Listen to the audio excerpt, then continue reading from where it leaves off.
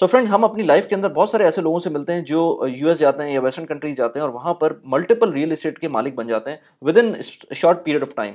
कभी आप सोचें कि ये किस तरह से हुआ, तो जाहिर सी बात है जब बंदा कोई एक जाता है तो वो एक लिमिटेड इनकम वहां पर बना रहा होता है, अनलेस एंड अनटिल कोई बहुत बड़ा बिजनेस कर रहा हो। लेकिन लिमिटेड इनकम के साथ लोग मल्टीपल रियल एस्टेट्स बना लेते हैं, एक घर, दो घर, तीन घर, पांच घर, इस तरह कर लेते हैं। तो वो किस तरह से करते हैं, उसका क्या मेथड होता है, और वो चीज़ क्या हम पाकिस्तान के ऊपर और यूएई के अंदर इस तरह के मुल्कों में इंप्लीमेंट कर सकते हैं। एग्जैक्टली वही मॉडल हम आज एक्सेल शीट के ऊपर जाएंगे और देखेंगे कि किस तरह से लोग रिटर्न ऑफ इन्वेस्टमेंट लेते हैं थ्रू स्मॉल इन्वेस्टमेंट, और फिर वो इवेंचुअली जब वो 5 साल 10 साल over the period of 20 years उनकी वो प्रॉपर्टी भी बन जाती है और कैश फ्लो भी जनरेट होता है। तो हम पूरी तरह से एक्सेल शीट के ऊपर देखेंगे कि किस तरह से आप कैश फ्लो जनरेट कर सकते हैं through rental income with small amount of money. अच्छा, एक्सेल शीट पे जाने से पहले प्लीज मेरे न्यूज़लेटर को सब्सक्राइब कर लें। मैं हर वीक न्यूज़लेटर निकालता हूँ, लिंक मैंने डिस्क्रिप्शन में डाल दिया। अच्छा, एक्सेल शीट के ऊपर मैंने ऑलरेडी कुछ चीज़ें पॉपुलेट कर ली हैं, जिसके अंदर मैं आपको वन बाय वन बता दूं। जैसे प्राइस ऑफ प्रॉपर्टी, आपको पता होना चाहिए कि आपकी कितनी की प्रॉपर्टी है, आपको कितनी डाउन पेमेंट देनी है। डाउन पेमेंट क्या चीज़ होती है? डाउन पेमेंट जब भी आप कोई प्रॉपर्टी लेते हैं और बैंक के थ्रू, बाय द वे ये मैं जो जो वीडियो बना रहा हूँ, ये आपको कोई भी मॉर्गेज करनी है प्रॉपर्टी या बैंक के थ्रू लेनी है, हम उसके बारे में बात करें। हम डाउन पेमेंट करेंगे इस प्रॉपर्टी की, थोड़ी बहुत जो भी होगी, 20%, 25%, 30%, जो भी आपको फीजिबल हो। लोग 10% भी करते हैं, उसके हिसाब से आप डाउन पेमेंट कर सकते हैं। फिर अज्यूम्ड एनुअल मेंटेनेंस चार्जेस कितने आएंगे या दूसरे एक्सपेंसेस कितने आएंगे उस प्रॉपर्टी के ऊपर, वो प्लस ये कि जो अज्यूम्ड इंटरेस्ट रेट होगा जो बैंक आपको चार्ज करेगा, रिड्यूसिंग रेट होगा। और मैंने रिड्यूसिंग रेट और फिक्स रेट के ऊपर एक अलग से वीडियो बनाई थी, आप उसको जाके देख सकते हैं, उसका लिंक मैंने यहाँ पर लगा दिया है। प्लस अज्यूम्ड रेंटल रिटर्न्स, कितना रेंटल रिटर्न आप एक्सपेक्ट कर रहे हैं उस प्रॉपर्टी से, हम यहाँ पर वो एंटर करेंगे। फिर एक्सपेक्टेड लोन टेन्योर, कितने साल के लिए आप उसको कितने साल के लिए, जैसे मैंने कहा 20 साल, 25 साल, 10 साल, what ever the expected loan tenure is, वो करेंगे। अमाउंट टू बी फाइनेंस, ये आपकी कैलकुलेशन से आएगी कि जाहिर सी बात है down payment and property price से जो टोटल माइनस होगा वो अमाउंट टू बी फाइनेंस। अभी जब मैं बताऊंगा, जब कैलकुलेट करेंगे तो आपको समझ में आएगी। फिर एक्स्ट्रा इनिशियल पेमेंट, जो नॉर्मली मैं अगर दुबई की बात करूं तो अगर कोई प्रॉपर्टी ट्रांजैक्शन करने जाते हैं आप, तो तकरीबन 6.5 to 7% के करीब आपको ओवरहेड देना पड़ता है। लेट से 1 मिलियन दिरहम की कोई प्रॉपर्टी है तो 70,000 दिरहम आप समझ लें कि आपको पैसे देने ही है पहले साल, इन डिफरेंट फीस और चार्जेस। तो वो तकरीबन 7%, और ये डिफरेंट कंट्रीज में हो सकता है। पाकिस्तान में लेट से 5% हो सकता है। आप यूएस कनाडा की बात करेंगे तो मुझे एक्जैक्टली नहीं पता, लेकिन हो सकता है 5 to 6% उसमें भी ओवरहेड आ रहा हो। तो मैं यहाँ पर एक फील्ड छोड़ दूंगा जो कि आप फिल कर सकते हैं। And then total down payment plus associated expenses, जो कि डाउन पेमेंट और एसोसिएटेड एक्सपेंसेस जो आपके वो जो कंपोनेंट था ना, जो 7% का था, वो आप इसमें ऐड करेंगे। प्लस फिर ये एक्चुअल कैलकुलेशन है कि ईएमआई कैसे निकलेगी इस पूरी प्रॉपर्टी की। देन ईयरली ईएमआई, जो नॉट ईयरली ईएमआई बल्कि ईयरली कॉस्ट टू यू, ठीक है, ये कितना आएगा आपको। और expected rental return, rental income after maintenance charges, क्योंकि जाहिर सी बात है जब भी कोई प्रॉपर्टी लेते हैं तो उसकी मेंटेनेंस लैंडलॉर्ड को करनी होती है। तो वो जब आप एक फैक्टर इन करेंगे तो वो उसके बाद आपको कितने पैसे मिल रहे होंगे, नेट इनकम कितनी आएगी हर साल आपको इस प्रॉपर्टी से, और नेट आरओआई क्या बनेगा इस प्रॉपर्टी का। अच्छा, अब हम इसकी अमाउंट्स पे आते हैं। तो अमाउंट इसके अंदर मैं लिख लेता हूँ, और अमाउंट्स के अंदर लेट्स से ये एक एग्जांपल ले रहे हैं, लेकिन मेरे पास और कुछ प्रैक्टिकल एग्जांपल्स भी हैं, वो बाद में देखेंगे। पहले हम इसको, अब बाय द वे ये अगेन मैं कह रहा हूँ कि ये शीट मैं डिस्क्रिप्शन में डाल दूंगा, आप इसके अंदर खुद अपनी मैनिपुलेशन कर सकते हैं, अपनी वैल्यूज डाल सकते हैं। तो प्राइस ऑफ प्रॉपर्टी हम लेते हैं, लेट से मैं अभी बात करूँ 1 मिलियन की। अब मैं इस वक्त दिरहम की बात करूँगा क्योंकि मैं यहाँ पर मौजूद हूँ, तो आप इसको अगेन किसी भी करेंसी के अंदर ले सकते हैं। तो अगर मैं इसके अंदर 1 मिलियन दिरहम की बात करूँ, 1 मिलियन दिरहम की बात करते हैं। डाउन पेमेंट आप करेंगे इसके अंदर 20%, ठीक है, 20% डाउन पेमेंट करेंगे। Assumed and annual maintenance charges and expenses, ये बहुत ज़्यादा वेरी करता है डिपेंडिंग ऑन द प्रॉपर्टी। अब मैं इसके ऊपर तकरीबन कोई 20,000 दिरहम्स के मेंटेनेंस चार्जेस एक्सपेक्ट कर रहा हूँ कि ये प्रॉपर्टी मुझको तकरीबन देगी। कुछ प्रॉपर्टीज़ अगर विला लेंगे तो हो सकता है इसमें कम आ जाए, या हो सकता है कुछ ज़्यादा आ जाए, तो it depends on the property again. तो यहाँ पर ऑलमोस्ट कोई 20,000 के करीब मैं मेंटेनेंस चार्जेस इसमें डाल रहा हूँ। अच्छा, इसके बाद interest rate assume from the bank, और ये रिड्यूसिंग रेट होगा। ये तकरीबन आजकल यूएई के अंदर 4 to 5% या कम भी चल रहा होता है, लेकिन मैं 4% के करीब इसको डाल देता हूँ। Annual rental returns per year after maintenance and associated expense, ये एक मैं परसेंटेज की वैल्यू डालता हूँ, 5% डाल देते हैं। इसका मतलब ये है कि आपका जो लेट से अगर आप बैंक के पास नहीं जाते और ये 1 मिलियन की प्रॉपर्टी आपके पास, आप उसको रेंट पे देते, आपको रेंट पे देने के बाद और उसकी जो एक्सपेंसेस हैं वो माइनस करने के बाद उसकी क्या उसका रिटर्न क्या आता वो मैं कैलकुलेट करूँ, तो यहाँ पर तकरीबन 5% रख रहा हूँ। यानी कि आपको आफ्टर कैलकुलेटिंग द मेंटेनेंस और जो भी एक्स्ट्रा एक्सपेंसेस हैं वो निकालने के बाद 5% आपको ये रिटर्न दे रहा है एनुअली। यानी कि 1 मिलियन के ऊपर 50,000 का रेंट मिल रहा है आपको। अगेन मैं कहूँगा कि 50,000 का रेंट नहीं है, हो सकता है रेंट आपको 70,000 का मिल रहा हो, लेकिन यहाँ पर उसमें 20,000 माइनस होगा उसके मेंटेनेंस और उसके बाद आपको 5% का रिटर्न मिल रहा है।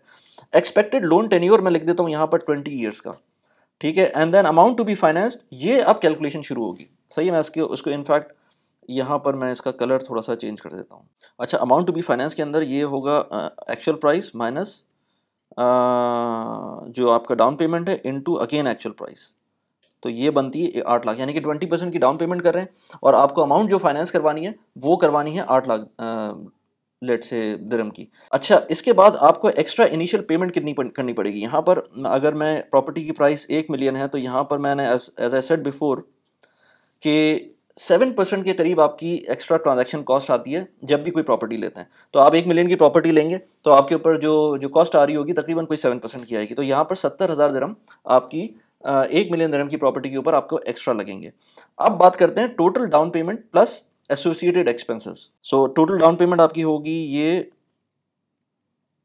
इनटू, ठीक है, प्लस एसोसिएटेड एक्सपेंस, तो आपके एसोसिएटेड एक्सपेंस बनेंगे एक्स्ट्रा इनिशियल पेमेंट के, वो बनेंगे 270,000 दिरहम्स। अब आता है आपका मंथली ईएमआई। मंथली ईएमआई का मैंने आपको पहले भी बताया था जब मैंने आपको वीडियो बनाई थी उसकी रिड्यूसिंग रेट की और फिक्स रेट की, उस पर मैंने इसको एक्सप्लेन किया था, तो आप वो जाके वीडियो देख सकते हैं। लेकिन पीएमटी का फॉर्मूला जो है उसके अंदर आपको नेगेटिव पहले डालना पड़ेगा ताकि ये आपको एग्जिस्टिंग ईएमआई शो करे, नेगेटिव में ना शो करे। उसके बाद आपको रेट डालना पड़ेगा जो कि आप अज्यूम कर रहे हैं कि रेट आपको बैंक देगा, वो 4% का यहाँ पर है, लेकिन ये कि ये पूरे पूरे साल का है, इसको डिवाइड करेंगे 12 से, तो आपको 12 मंथली, क्योंकि ये ईएमआई है तो मंथली इंस्टॉलमेंट आ जाएगी। उसके बाद इसके अंदर आप एक्सपेक्टेड लोन टेन्योर जो 20 ईयर्स का है, अगेन उसको कन्वर्ट करेंगे मंथ्स के अंदर, इसको 12 से मल्टीप्लाई करेंगे। उसके बाद आप इसके अंदर जो प्रेजेंट वैल्यू है वो डालेंगे, वो 800,000 है, वो मैंने यहाँ से पिक कर ली B8 से, ये मैंने एंटर किया। अब जो मेरे पास रिजल्ट आ रहा है वो आ रहा है 4,847, ये मेरी ईएमआई बन रही है, राइट। अब ये समझ लें कि जो मेरी 1 मिलियन की प्रॉपर्टी है, अगर जो मुझे लेनी है, वो 1 मिलियन की प्रॉपर्टी अगर मैं 20% डाउन पेमेंट पे लेता हूँ और 4% इंटरेस्ट रेट लगाता हूँ और 20 ईयर्स के लिए लेता हूँ, और इसके अंदर मैं अज्यूम करता हूँ कि रेंटल रिटर्न की बात अभी नहीं होगी क्योंकि रेंटल रिटर्न को अभी मैंने फैक्टर इन नहीं किया, लेकिन मैं ये प्रॉपर्टी लेने के बाद जो मैं एक्सपेक्ट कर रहा हूँ कि मेरी ईएमआई बनेगी एग्जिस्टिंग इंटरेस्ट रेट्स के ऊपर, वो बनेगी 4,847 दिरहम्स। अभी दिरहम्स की बात करें आगे, और अगर आपको डालना है again as I said before, तो इस एक्सेल के अंदर आप जो खेलना चाहें, जिस तरह खेलना चाहें खेल सकते हैं। ईयरली कॉस्ट टू यू, आप सिंपली इसको मल्टीप्लाई कर दें 12 से, ये आपको 58,174 की कॉस्ट पड़ेगी इस प्रॉपर्टी की। यानी कि 1 मिलियन प्रॉपर्टी को आपका जो बैंक को रिटर्न करना होगा वो 58,174 करना होगा। अब हम देखते हैं कि इसमें एक्सपेक्टेड रेंटल इनकम कितनी बनती है। तो एक्सपेक्टेड रेंटल इनकम, जैसे मैंने कहा कि ये तकरीबन कोई 5% की बन रही है, तो मैं 5% से मल्टीप्लाई कर दूंगा इसकी प्रॉपर्टी प्राइस की, तो तकरीबन 50,000 की रेंटल इनकम इसकी होनी चाहिए। यानी कि अगर मैं इसको ये भी दिरहम में कर दूं, ये भी दिरहम में है, लेट्स से ये भी एक्स्ट्रा इनिशियल पेमेंट और ये भी दिरहम में है, ठीक है। अगर ये सारी चीज़ें दिरहम में इस तरह से हैं, इनफैक्ट मैं इसको फॉर्मेट अगर कर दूं अक्रॉस, अच्छा, ये मेरे पास आप समझ लें कि एक्सपेक्टेड रेंटल इनकम आपकी आ गई आफ्टर मेंटेनेंस, तकरीबन 50,000 दिरहम इसकी रेंटल इनकम आ गई। इसके अलावा जो ईयरली कॉस्ट आपको पड़ रही है वो पड़ रही है तकरीबन 58,174। आपने यहाँ पर इसमें से मेंटेनेंस चार्जेस निकाल दिया, तो नेट आपको तकरीबन 8,175 दिरहम के करीब जो हैं वो एक्स्ट्रा पे करने पड़ेंगे just to cover the cost of the mortgage. Net income per year कितनी बन गई? ये आपकी इनकम माइनस एक्सपेंस, आपकी तकरीबन 8,174 आपको अपनी जेब से पे करने हैं। नेट आरओआई क्या बन गई?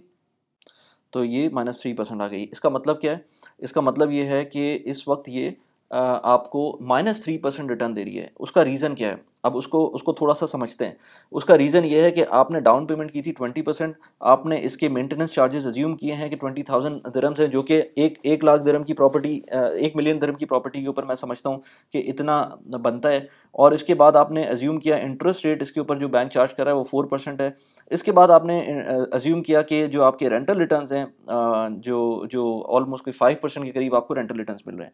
इसके अलावा आपने एक्सपेक्टेड लोन टेन्योर जो किया वो 20 ईयर्स का किया। अब इसमें जो आपके जो फैमिली मेम्बर्स होते हैं ना यूएस के अंदर, कनाडा में, वो करते क्या है इसके अंदर, वो पहली बात तो ये कि वो 20 साल का लोन नहीं लेते, वो आइदर 25 साल या 30 साल का लेते हैं। तो मैं अगर इसको 30 ईयर्स पे कर दूँ, तो जैसे ही मैंने 30 ईयर्स पे किया, आपने देखा यहाँ पर नेट इनकम जो आपकी है वो पॉजिटिव में आ गई है, और यहाँ पर जो ROI है वो भी 2% पे चला गया है।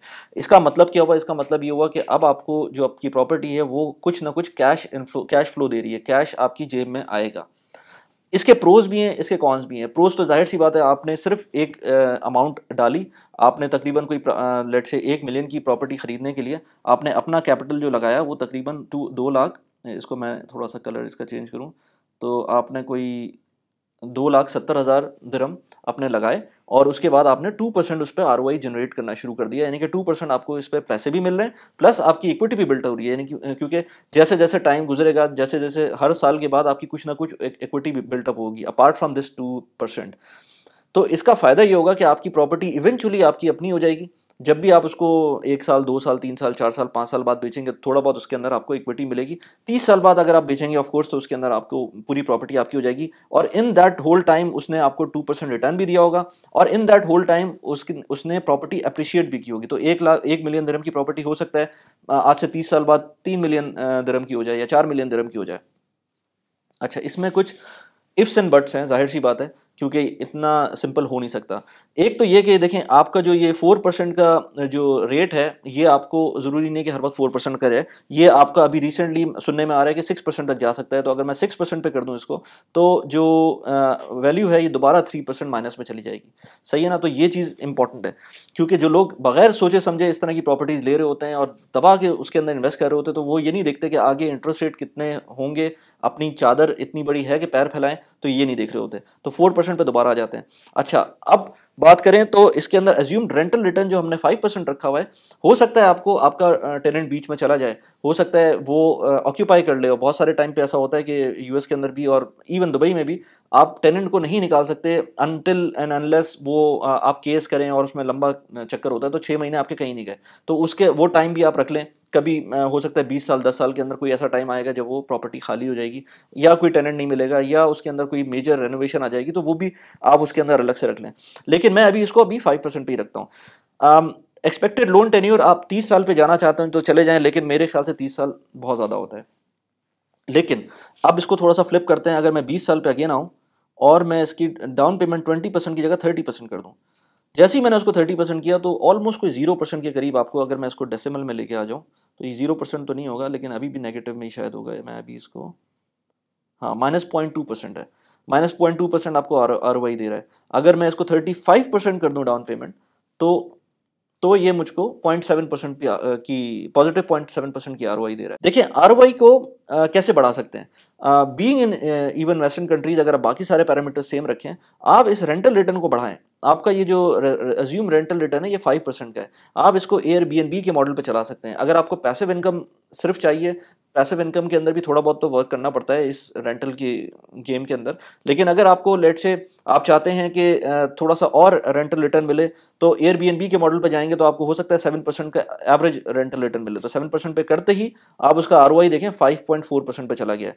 सिर्फ यहाँ पर मैंने, आप ये देखें, 5% से 2% बढ़ाया है इसका रेंटल रिटर्न, 5 से 7 कर दिया मैंने, और वहाँ पर नेट ROI आपकी 0.2% से 5.4% पे चली गई है। आप रेंटल रिटर्न कैसे बढ़ा सकते हैं? आप रेंटल रिटर्न अपनी प्रॉपर्टी के अंदर वैल्यू दे के बढ़ा सकते हैं। आप रेंटल रिटर्न उसको बजाय इसके कि ईयरली कॉन्ट्रैक्ट पे जाएं, आप उसको मंथली कॉन्ट्रैक्ट पे लेके आ सकते हैं। इवन दुबई के अंदर मैंने बहुत सारे लोगों को एयरबीएनबी करते हुए देखा है, जो कि शॉर्ट टर्म कॉन्ट्रैक्ट्स करते हैं, लेकिन उसको over the long period of time फिर चलाने की कोशिश करते हैं, क्योंकि आपकी जब सर्विस अच्छी होगी तो लोग उस पर रिकमेंड भी करेंगे, उस पर रहने भी आएंगे।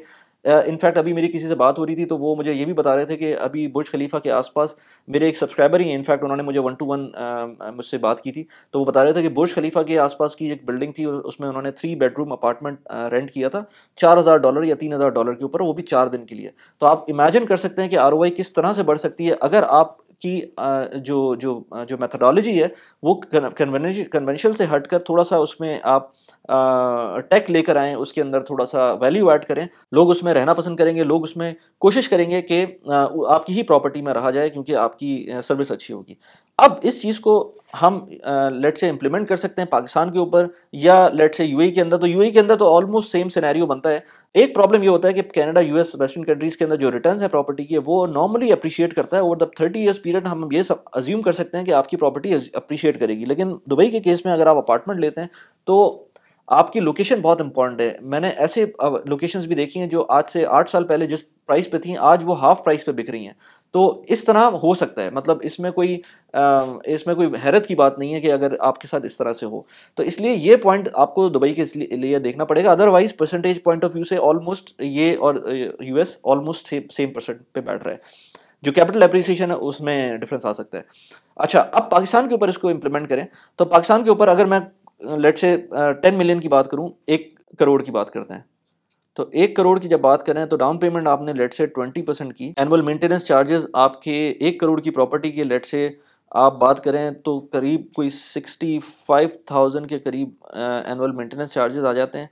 अज्यूम्ड इंटरेस्ट रेट जो आपका बैंक चार्ज करेगा ये बड़ा ट्रिकी है, क्योंकि मेरा पाकिस्तान मेरा घर स्कीम जो चल रही थी उस टाइम पे अज्यूम इंटरेस्ट रेट जो चल रहे थे वो 7% to 10% के दरमियान वेरी कर रहे थे, डिपेंडिंग आप कितने साल के लिए ले रहे हैं इस प्रॉपर्टी को। लेकिन यहाँ पर जाहिर सी बात है, जब आप नॉर्मल तरीके से जाएंगे, मेरा पाकिस्तान मेरा घर अभी नहीं चल रही, तो आप उसको लेके जाएं तकरीबन 15% के ऊपर या इवन इससे भी ज़्यादा।